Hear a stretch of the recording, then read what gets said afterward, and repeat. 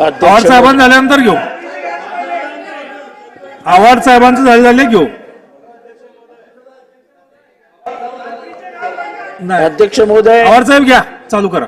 अध्यक्ष महोदय, या अर्थसंकल्पाच्या विक्रमसिंह सावंत तुमच्यातली एकच राहील. आव्हाड साहेब चालू करा तुम्ही. अध्यक्ष महोदय, हे अधिवेशन सुरू होण्याच्या आधी लोकसभेचे निकाल लागले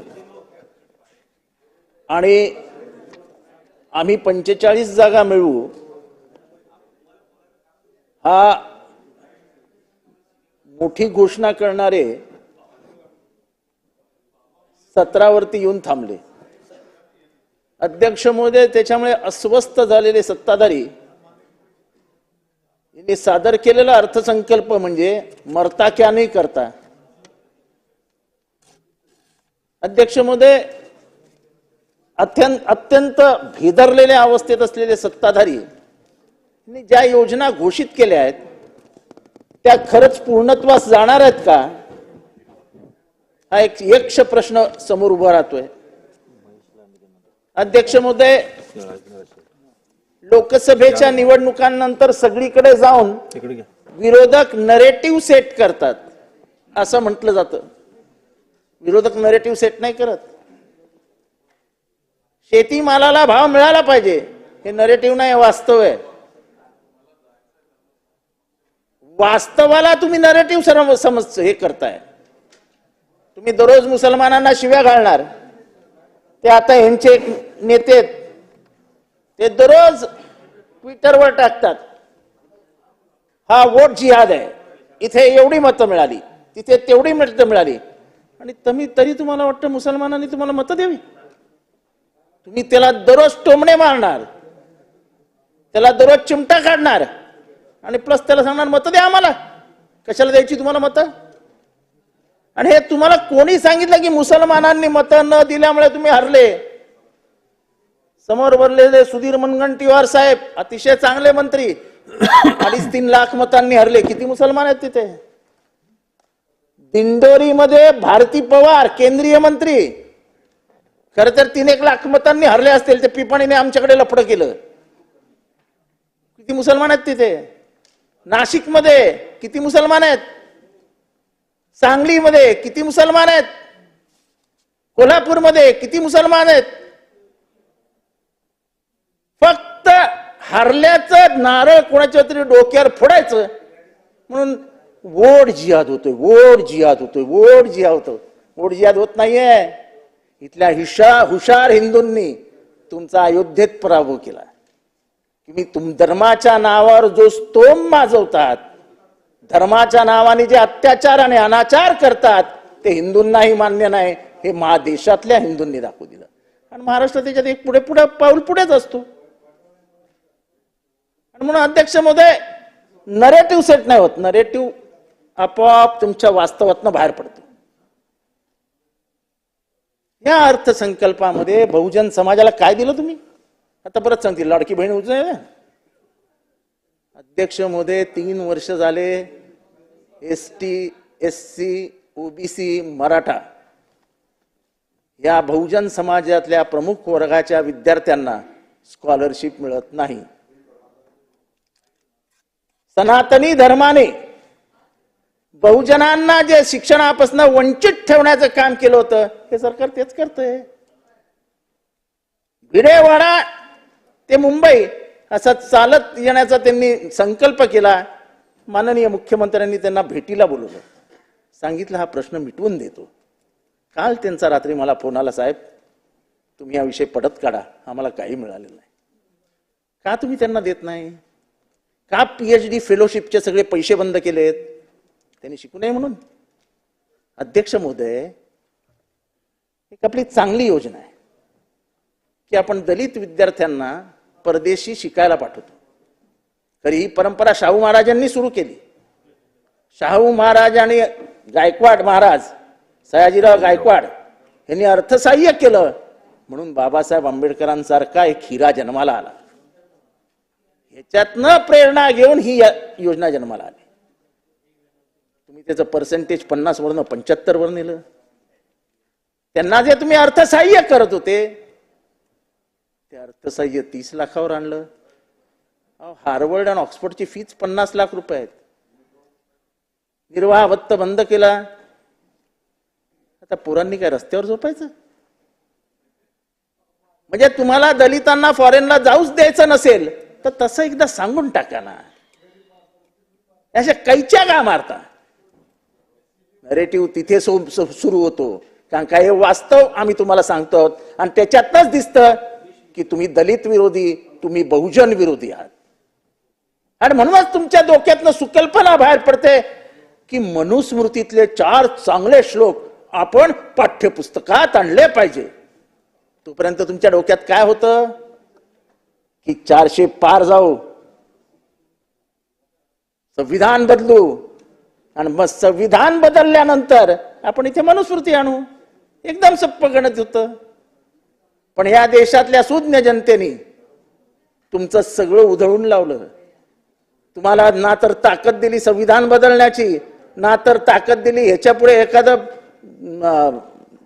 कुठलं म्हणजे काय ते अमेंडमेंट आणण्याची.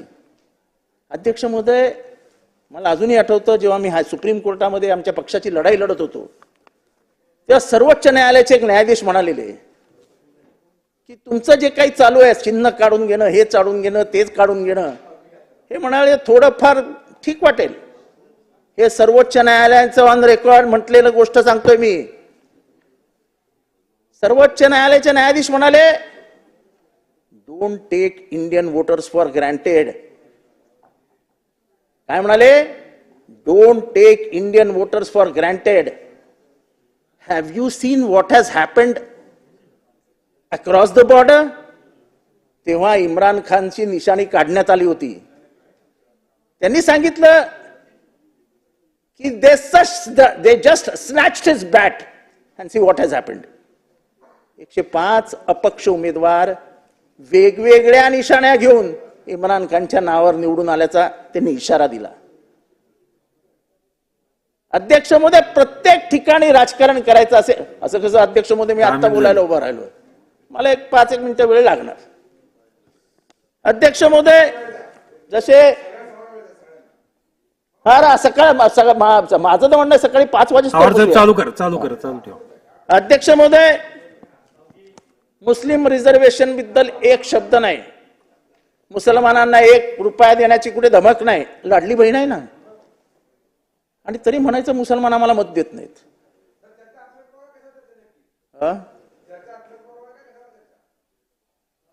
आवाज साहेब आपण माझ्याकडे बघून बोला. आवाज साहेब आपण बोला. त्यांना बसायला सांगितलं तर बोलतो. सन्माननीय सदस्य अभिमन्यूजी पवार बोलले, त्यांचं झाल्यानंतर आपल्यालाही संधी देण्यात येईल. आवाज साहेब आपण बोला. सभा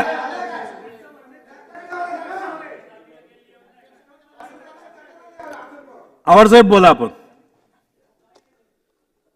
अध्यक्ष महोदय, मुस्लिम रिझर्वेशनची चर्चा ही अर्थसंकल्पात होणार नाही असं म्हटलं तर मग काय म्हणायचं? एवढा द्वेष कशाला आहे तुमच्यात? तो काय अर्थसंकल्पाचा भाग नाहीये का? कोण देईल? पैसे कुठून आणायचे? काय अध्यक्ष महोदय, तुम्ही तरी सांगा, मस्करी करू नका एका समाजाची. कन्क्लूड करा. अध्यक्ष, कन्क्लूड कसं करणार? माझ्या हातून विषय संपले नाहीत. अध्यक्ष महोदय, सुनील प्रभू जे बोलले ते सत्य आहे. अर्बन एरियासाठी तुम्ही काही दिलेलं नाही. लाडली बहीण परत सांगू नका. अर्बन एरियाला डेव्हलपमेंटसाठी पैसा लागतो. एखादी नवीन योजना मुंबईत आली का? एखादी नवीन योजना ठाण्यात आली का? पुण्यात आली का? नाही आली. तुम्ही जे शेतकरी वर्गाला दिलाय त्याचा निश्चितच आम्हाला आनंद आहे, पण ते नव्या बिलापासून दिलंय. मागची थकबाकी का माफ करत नाही? मागची थकबाकी जी आहे, पुढचं बिल नाही येणार, चला येणार नाही, पण मागची थकबाकी ती या घरात जाणाऱ्या बिल रूपाने ती माफ होणार आहे का? शेतकऱ्यांना काय मूर्ख समजता? त्याच शेतकऱ्यांनी लोकसभेत तुम्हाला तुमची दाखवली, आणि असे थेट घरात पैसे पाठवून लोक मत देत नाहीत. अनेक योजना आहेत ज्या थेट बँकेत गेल्या पण लोकसभेमध्ये 80 जागेचा डिफरन्स पडला, तेव्हा अस्वस्थ झालेल्या सत्ताधाऱ्यांनी ह्याचाही विचार करावा. अध्यक्ष महोदय, इलेक्ट्रिसिटीची बिलं महाग झाली आहेत का? पर युनिट ची किंमत महाग होत चालली आहे. माझी मागणी आहे की मुंबईत, ठाण्यात, पुण्यात जिथे अर्बन एरियाज आहेत तिथेही गरीब माणसं राहतात आणि त्याच्यामुळे कमीत कमी 300 युनिट हे त्यांना फुकट देण्यात यावे, म्हणजे जेणेकरून त्यांच्याही परिस्थितीला हातभार लावता येईल. शेतकऱ्यांना गरज आहे, आम्हाला मान्य आहे, पण याचा अर्थ बाकी कष्टकऱ्यांना गरज नाही असं म्हणायचं का आपल्याला? बाकीच्या कष्टकऱ्यांच्या घरात जेवण बनत नाही का? बाकीच्या कष्टकऱ्यांना हातात काही नको का? त्यांना का नाकारताय? त्यांचं अस्तित्व का नाकारताय? त्यांचं शोषण किती दिवस होणार? फक्त मतांसाठी जर हे करत असाल तर महाराष्ट्रातली जनता एवढी धुचकुळी नाही. अध्यक्ष महोदय, हे जगलरी करून, फिगर्सची जगलरी करून तुम्ही फार काळ महाराष्ट्राला एका वेगळ्या रस्त्यावर नेऊन करता. तुटीचा अर्थसंकल्प आहे, मान्य करा. कर्ज वाढलंय, मान्य करा. 7 लाख कोटी आत्ताच कर्ज आहे, अजून किती कर्ज वाढवणार? तुमच्या डोक्यावरही कर्ज आहे, माझ्या डोक्यावरही कर्ज आहे, आणि कोणामुळे? तर या शासनामुळे आणि केंद्र शासनामुळे. आमची काय चुकी? अध्यक्ष महोदय, याचा विचार करायचा की नाही करायचा एकदा विचार करूया ना आपण पण. अध्यक्ष महोदय, पैसे पैसे पैसे अर्थसंकल्पात ह्याला दिले, त्याला दिले, त्याला दिले. अध्यक्ष महोदय, आरटीई, राईट टू एज्युकेशन, ही एक चांगली स्कीम होती. अध्यक्ष महोदय, गरिबांच्या पोरांना इंग्रजी शाळेत, चांगल्या शाळेत पैसे मिळत होते, पुरा जात होती. एक तर त्या शाळांना पैसे दिले नाही आणि आता ती योजनाच बंद पडली. अध्यक्ष महोदय, गरिबांच्या सगळ्याच आड येणार का तुम्ही? गरीब सगळे शिकत. आता दोन चार विषय, दोनच विषय. अध्यक्ष महोदय, आचारसंहिता जाहीर होणार. हे आता 4 तारखेला म्हणजे लोकसभेची आचारसंहिता झाली ना. 75,000 कोटीचे टेंडर मिळाले, काढले. अध्यक्ष महोदय, फक्त 10-20% त्याचा हिशोब काढा. मग कसं काय लोकसभेला 70 कोटी 80 कोटी एकेका लोकसभा मतदारसंघात देऊ शकणार नाहीत? विधानसभेला पाऊस पडतील. अध्यक्ष महोदय, आंबेडकर स्मारकाचं काय झालं? शिवाजी स्मारकाचं काय झालं? हे कधीतरी कळेल की नाही?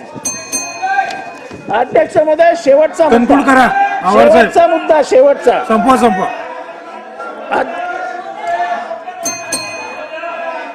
अध्यक्ष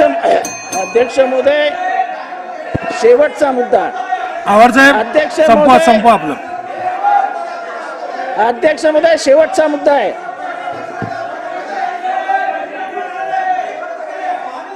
अध्यक्ष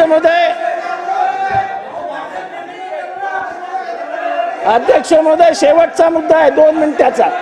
लवकर संपवा. अध्यक्ष महोदय, देतो संधी आपल्याला संधी देतो. 1 मिनिट. अध्यक्ष महोदय, मी गेले अनेक दिवस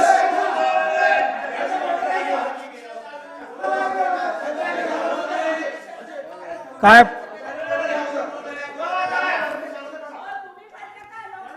अध्यक्ष महोदय, अजून सदस्य आहेत. सर्वसाधारण अर्थसंकल्पावरची चर्चा चालू आहे. काय भातखळकर साहेब, काय आपलं? सर्वसाधारण अर्थसंकल्पावरची चर्चा चालू आहे. या चर्चेमध्ये अनेक विषय आपल्याला घेता येतात, पण खोटे आरोप आणि जातीयवादी बोलणं हे अलाउड नाही. सन्माननीय सदस्यांचे ते उद्गार काढून टाका, आणि ज्यांच्यावर किडनॅपिंगची केस आहे त्यांनी तर हे बोलूच नाही, हे लक्षात ठेवावा. कळलं की नाही? मंत्री असताना स्वतःच्या बंगल्यावरून लोकांना किडनॅप केला, मारहाण केली. सर्वोच्च न्यायालयाच्या आदेशानंतर खटले दाखल झालेत, आणि त्यामुळे ते कामकाजातून काढून टाकावं, ही माझी मागणी आहे. आवार साहेब, तुम्ही तुमच्यावर कन्क्लूड करा. चला संपवा. अध्यक्ष महोदय,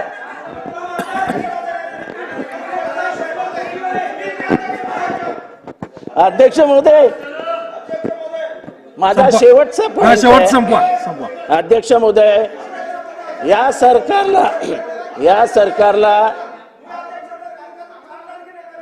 या सरकारला मी अनेक पत्र लिहिली. अध्यक्ष महोदय, या सरकारला मी अनेक पत्र लिहिली की मला निधी द्या, मला निधी द्या, मला निधी द्या. पवार साहेब एक मिनिट असं नाही चालणार अध्यक्ष महोदय. चुकीचे- अध्यक्ष महोदय, माझी हरकत ही आहे, चुकीचे अध्यक्ष. आक्षेपार्ह असणारे नाही, नाही, सगळे माझी पहिली हरकत ऐका, शब्द अध्यक्ष काढून महोदय. टाकण्यात येतील. नाही, पहिले अध्यक्ष हरकत ऐका अध्यक्ष महोदय. माझा हरकतीचा मुद्दा अध्यक्ष महोदय. कुठे साहेब? हा. अध्यक्ष महोदय, हवेमध्ये वार करायचे अध्यक्ष महोदय. पूर्ण जनता पाहत असते अध्यक्ष महोदय. खोटा नेरेटिव्ह आताही सेट करण्यात आला अध्यक्ष महोदय. त्याचं कारण 50 कोटी 80 कोटी एका मतदारसंघात खर्च केले. पुरावे का तुमच्याजवळ? कोणावर आरोप करायचे द्या ना, इथं पुरावे सादर करा. अध्यक्ष महोदय, कोट्यावधी रुपयाचा खर्च राजकारणामध्ये. अध्यक्ष महोदय, इलेक्शन कमिशननी जेवढी मर्यादा घातली त्यापेक्षा जर जास्त खर्च केले असते तुमचं म्हणणं आहे. आणि ज्या पद्धतीने हेतुआरोप करा अध्यक्ष महोदय, हे कामकाज काढलं पाहिजे अध्यक्ष महोदय. नाही तर तात्काळ त्यांनी पुरावे इथं सादर करायला सांगा, तात्काळ. नाही तर सेंटेन्सेस काढायला अध्यक्ष महोदय. पवार साहेब आता कन्क्लूड करा.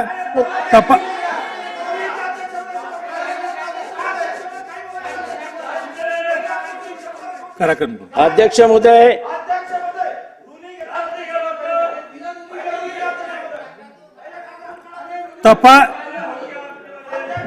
कुठे साहेब, यामधले तपासून आक्षेपार्ह असणारे शब्द सगळे काढून टाकले जातील.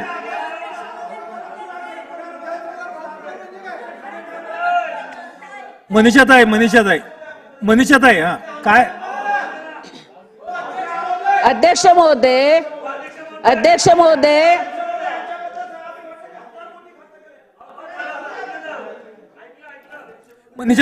मनीषाताई आपलं म्हणणं. अध्यक्ष महोदय, सन्मान्य सदस्यांनी म्हटलेलं आहे 50-50 कोटी रुपये देऊन आमच्या लोकसभेला खर्च केलेला आहे. त्याचा त्यांनी पुरावा द्यावा. हा, पुरावा द्या ना. पवार साहेब कन्क्लूड करा. आक्षेपार्ह शब्द काढून अध्यक्ष टाकण्यात महोदय, येतील. ते चला, संपूर्ण- घ्या, पुढे घ्या. कन्क्लूड करा. ऐका ना त्यांचं कन्क्लूड करा आवाड साहेब. चला. अध्यक्ष महोदय, माझा शेवटचा आणि अत्यंत दुःखदायी वेदना कन्क्लूड देणारा, आता कन्क्लूड. अत्यंत वेदनादायी असा माझा शेवटचा मुद्दा आहे. अध्यक्ष महोदय, हे सरकार आल्यापासून मी सातत्याने पत्र देतोय की माझ्या विधानसभा मतदारसंघामध्ये एक विधानसभेचा आमदार म्हणून मला पैसे द्या. अध्यक्ष महोदय, एक दमडी सुद्धा या सरकारने मला दिली नाही. अध्यक्ष महोदय, ऐकून घ्या माझं दुःख. एक दमडी सुद्धा मला दिली नाही. आम्ही सगळ्यांनी मी सगळ्यांना पत्र दिली. मुख्यमंत्री, अर्थमंत्री, माननीय गृहमंत्री, सगळ्यांना पत्र दिली. कार्यालयात 50-50 फोन केले की मला तुमच्या मंत्री महोदयांना भेटण्याची वेळ द्या. एकच मिनिट. पण अध्यक्ष महोदय, आमदार कटोरा घेऊन दारात उभं असताना माझ्या मतदारसंघात वेगळ्या पद्धतीने 50 कोटी रुपये आले. सरकारी यंत्रणा वापरून, सरकारचे पैसे वापरून एका निवडून आलेल्या आमदाराला छळण्याचा प्रकार आहे. हे कधी झालं नव्हतं इथे. म्हणजे निवडून आलेला लोकप्रतिनिधी तिथे आहे, त्याची पत्र तिथे आहेत. पण ज्यांना गरज नाही पैसे देण्याची, ज्यांना उद्या तुम्हाला उमेदवार करायचा आहे, त्यांना तुम्ही पैसे देता का? तर हा आपल्या विरोधात बोलतो, याला पाडायला पाहिजे म्हणून सरकारी पैशाचा वापर करता. हे दुर्दैवी आहे. आम्ही तुमच्याकडे तुमच्या खिशातनं पैसे मागायला येत नाही. हा सरकारचा पैसा आहे, तो आमदाराला मिळाला पाहिजे. आणि अध्यक्ष महोदय, हे फार दिवस चालणार नाही. हे असलं धोरण फार दिवस सन्माननीय सदस्य श्रीमती गीताताई जैन. आज सासवाचे दिवस आहेत, तर उद्या सुनेचे दिवस येतील. गीताताई, असा अन्याय आमदारावर बिलकुल. धन्यवाद अध्यक्ष महोदय. काल उपस्थित भैया आपण उनको पैर में सन्मान्य लगा। सदस्य आम्ही